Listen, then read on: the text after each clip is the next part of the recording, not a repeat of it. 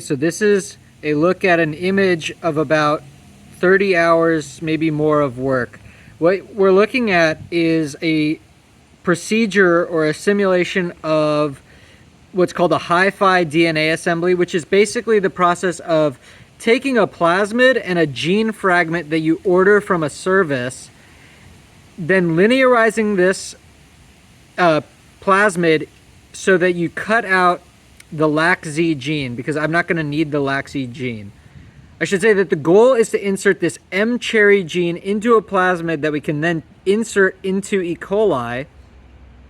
Then we'll have E. coli that glow red. Now, the way that this works is you basically design a set of primers. They're called inverse primers, really, because you're basically doing everything but this gene, whereas traditional PCR, you're doing a smaller subset of the thing to try to amplify a single gene. We're trying to amplify everything but a gene. So then we end up with this linear DNA fragment, which just has the ampicillin resistance and the origin of replication. Then we designed this.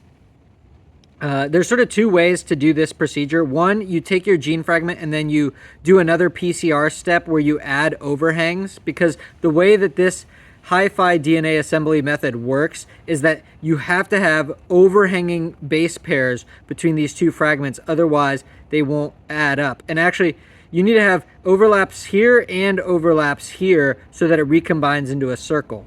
Luckily, this software actually does check that for you and make sure that it'll all work.